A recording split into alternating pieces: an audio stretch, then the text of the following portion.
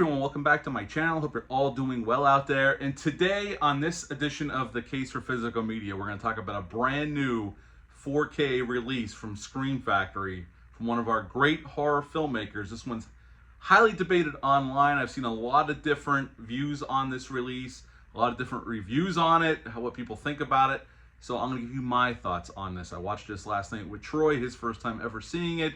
And the movie we're going to talk about today is Day of the Dead. This brand new 4K set from Scream Factory just dropped yesterday.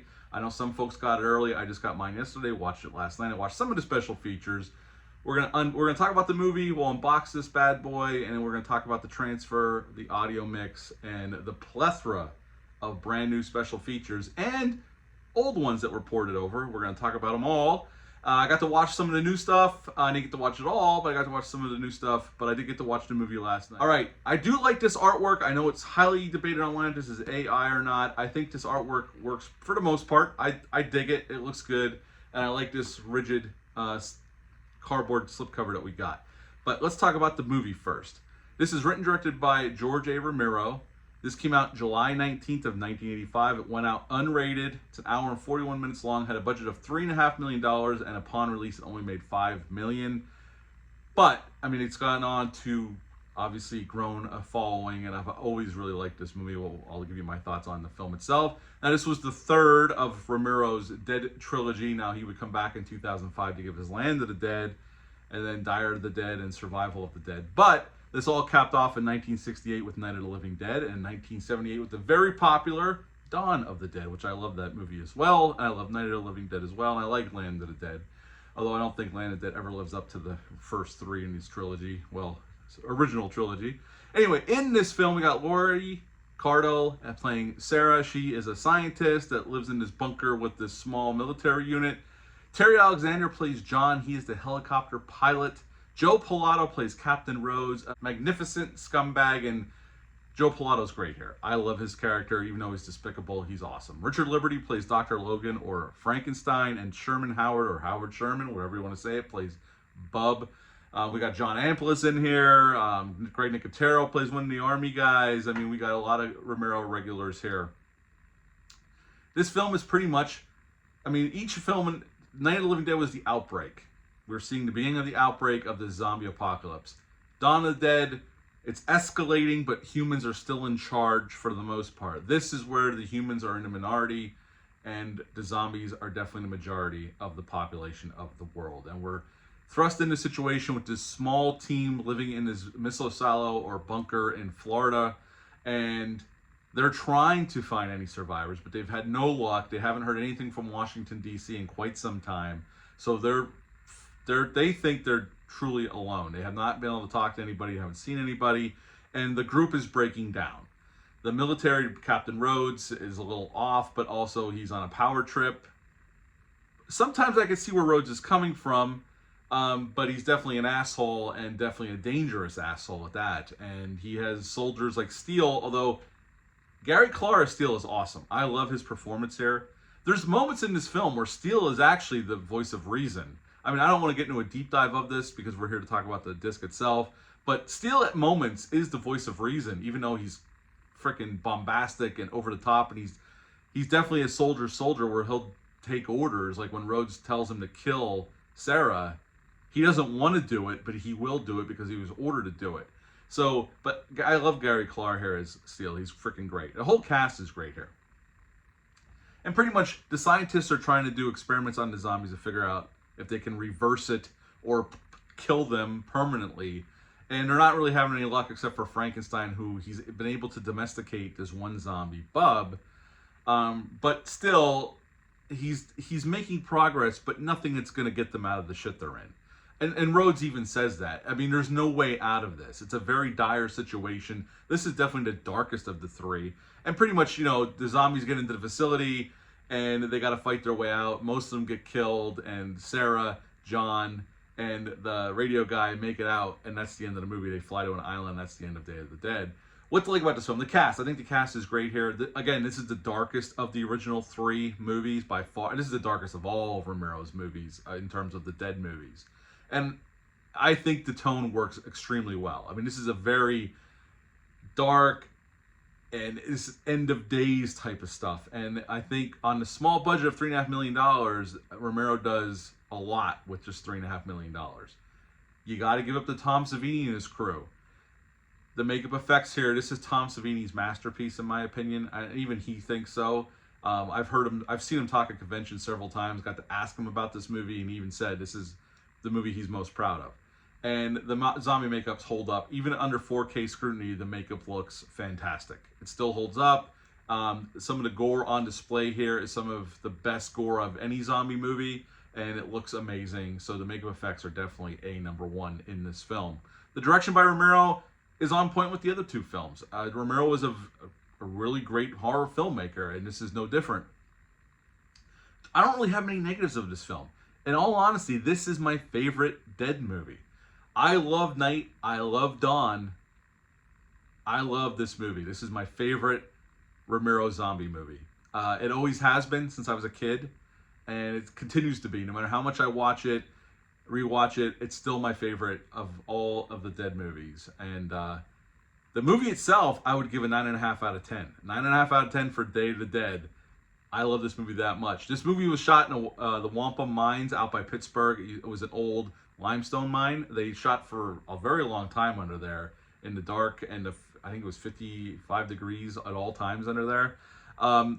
Originally, Romero's script was it was huge. The script was very much a bigger script, but their financing partner would give him the money, which was $7 million, but it had to be R-rated, and Romero was not willing to water down his vision to an R rating. So he took the 3.5, he took half the money, pared the script down, and made the movie we got, which I would love to see that other version, which I know he used parts of that script in Land of the Dead, but I love this movie as is. I think the way it is, it's a tremendous movie. In my opinion, it's a masterpiece. I love this movie.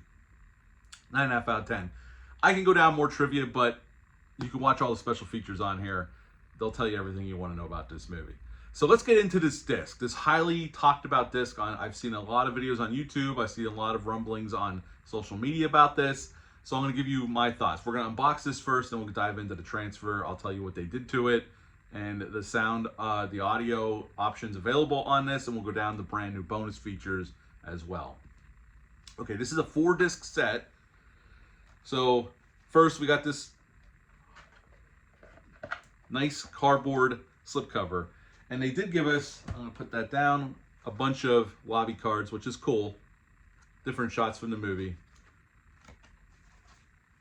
Put those down. So this is what we got: hard plastic cases. This first one I'm opening up is the special features.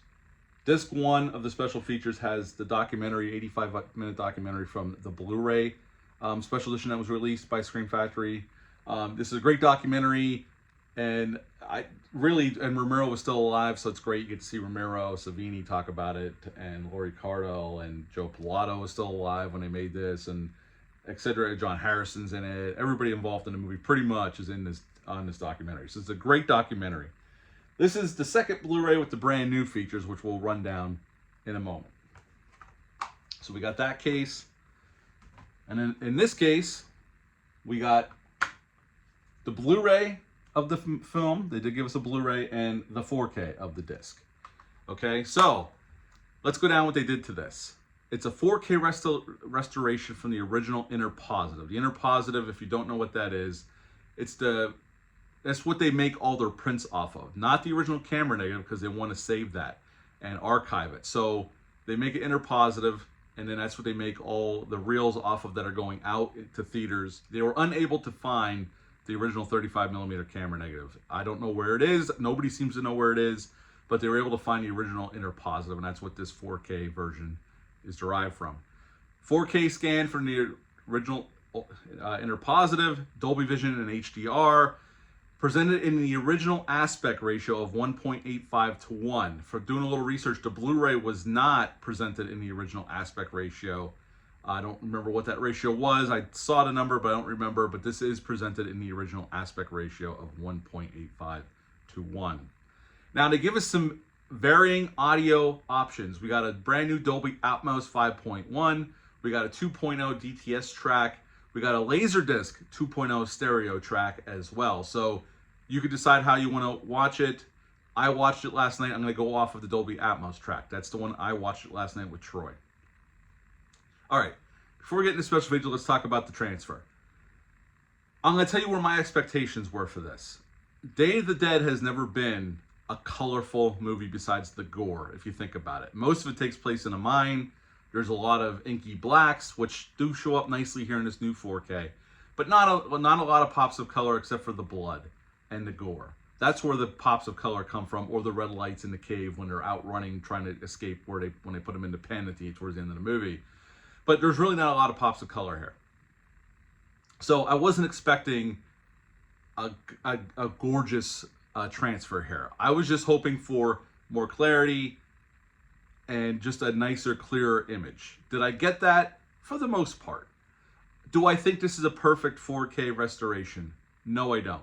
This is not the best 4K restoration I've ever seen. Is it ever, and it's probably, I don't know if this is the best they could have done, but I will say, watching it last night, this is the best I've ever seen the movie look. It's definitely an upgrade from the old Blu-ray, and I don't know how much better this can get considering the materials that are available to us. I don't know that. I'm not an expert. I'm just going off of my fandom and how it looked to me last night on my Samsung 4K TV. It looked good. The makeup effects, you can see more detail on the makeup effects. When the gore happens, it does pop. Those colors do pop and they look great. And again, like I said, the makeup effects, unlike some movies, the makeup effects in this movie hold up tremendously under 4K scrutiny. There are some moments where it looks a little soft or out of focus. I think that was just the way the movie was shot. If I remember correctly, I've been watching this since VHS. And I always remember there was a few shots that were a little out of focus, that get a little blurry. They show up here. I think for the most part, this is a pretty damn solid transfer. It's not going to blow your socks off. Okay, this is not the most gorgeous transfer. Again, I got to be honest, it's not. I was not expecting that, though. I was never expecting some unbelievable 4K transfer. I was just hoping for a sharper image, which I think we get for the majority of it. I think the colors do pop when they need to, or when we get color. There's not a whole lot of color in this movie. And I think it's definitely a better transfer, and it looks better than it did in the old Blu-ray. So that's my opinion. I'll give my rating on the disc itself in a moment. But I think the transfer's solid. Again, not the best transfer, but considering the elements they had to work with, this is probably the best they could have done. I don't know that for a fact, but I think it's solid. And if you're a big fan of this movie, I think on the transfer alone, it's worth the upgrade. Okay, the Dolby Atmos 5.1. I've seen some varying opinions on this. I have a Samsung Dolby Atmos soundbar with a subwoofer. So I don't have the full package, but my soundbar is multiple speakers. It sounded really good. I didn't have the problems I've heard some other folks have. John Harrison's score thunders across the Dolby Atmos. I did have to turn it up a little bit, and the dialogue is a little lower, but I could hear everything. It wasn't a stellar dialogue audio, but it wasn't awful. I've had way worse. I thought the audio on the Atmos was pretty good. I can't complain. I had to turn up a little bit, but I could hear everything. I didn't have some of the issues that some other folks have had. So I don't know what that means other than in my experience, the Dolby Atmos 5.1, it was pretty good. When the action happens, it sounds really good. It's more front-loaded, obviously. I mean, I don't have the surround speakers anyway, but it sounded pretty good. It sounded like an upgrade from the old soundtrack from the old Blu-ray. So I was happy with the Dolby Atmos. It's not a mind-blowing experience, but I thought, again, like the transfer, I thought it was solid. Okay, let's get on to the brand new special features. We have the old documentary on disc 1, as I said, The World's End. It's an 85-minute documentary. It's a great documentary. I highly recommend watching if you've never seen it. But they did give us a plethora of brand new features that I have written down right here below the camera, which we're going to go through right now. They have a 26-minute interview with Laurie Cardle. I didn't get to watch that one. They have a 34-minute, almost 35-minute interview with Greg Nicotero. I did watch that one. It was great. They have a brand new interview with John Harrison, the composer, and did other stuff on the movie. It's a 28-minute interview. I didn't get to watch that one. They have a brand new documentary with Susan Romero, George's wife, at 25 minutes long. They have a brand new interview with John Amplis. I did watch that one. It's 8 minutes and 22 seconds long. They have a brand new interview with Ernest Dickerson, That's 15 minutes and 27 seconds long. He did some second unit shooting. So they have a brand new interview with him. Tina Romero, Romero's daughter, they have an interview with her. I didn't get to watch that. That's 24 minutes and 45 seconds. Restoring Day of the Dead, a brand new documentary, a little thing about that. That's 29 minutes long. And new little featurette called Stink of the Dead. That's 8 minutes and 51 seconds long. And then they have the trailers and the commentaries are on here. There's a new commentary, but there's some George Romero, Savini commentaries ported over here as well. So, bonus feature wise, there's a ton here, and the ones I've watched were great. Some of it was stuff I already knew, some of it was brand new stuff I didn't know before, but they're really great stuff, and there's a plethora here to go through. So you could really, if you have the free time, it'll take some time to get through all these bonus features. So at the end of the day, again, I'm going to reiterate. Is this the best 4K transfer I've ever seen? No. Was I expecting it? No, I was not. So my expectations were tempered. I thought we were going to get a solid transfer. I think we got that. And I thought the Dolby Atmos 5.1 was pretty good. I know there's some talk online that they think some of the dialogue was censored in the 5.1. I did not hear that. I'd have to watch it again. I did not pick up on that. So I don't know. If you have that question, you can ask me down below, but I don't have an answer for you. I didn't hear it, and I've seen this movie probably 50 times in my lifetime, and I didn't hear anything out of the ordinary on the dialogue soundtrack or with the dialogue, but I could be wrong. I'm not saying I'm 100% right on that. I could have missed it, but in my opinion, I didn't hear nothing different. But I'd have to watch it again.